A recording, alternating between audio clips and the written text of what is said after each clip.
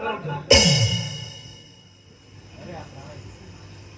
પતિદેવ, આ અબળા માથે આટલો બધો ઝૂલમ શા માટે? અરે તારા પરાક્રમના બદલા માટે.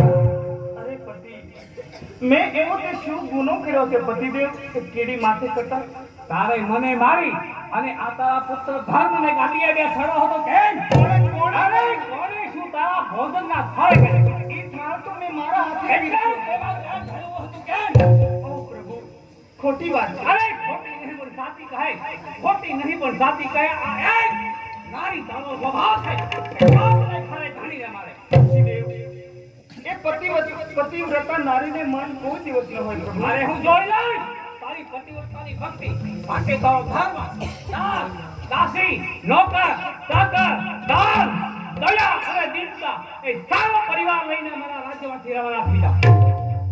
પતિદેવ, હું તો ઠીક પતિદેવ, પણ આ ધર્મ બિચારો એક પગે લૂલો છે અને નાનો છે, તેને તો અહીંયા રહેવા દો. અરે લૂલો તોય સિંહનો જ જો મોટું થયે પણ નડે માટે ચાલ પૂરતા તૈયાર થઈ અને ચાલી જા. પતિદેવ, તમે ઈર્ષ્યા અને અનિતિને વશ થઈ આવા કૃત્ય કરો છો, પરંતુ ભોળાનાથના વચનનો તો વિચાર કરો. અરે ચાલ પૂરતા હું તો અમર અને અજાય છું. જ્યાં સુધી દેહ ગણતરીનો સીમાડો હોય, જ્યાં સુધી મારી સમસેની આડ ભરતી હોય, જ્યાં સુધી મારા ઘોડાના ડાબલા ભરાતા હોય, ત્યાં સુધી તું વીરતીની જા પૂરતા અહીંથી ચાલી જા મારા રાજ્યમાંથી.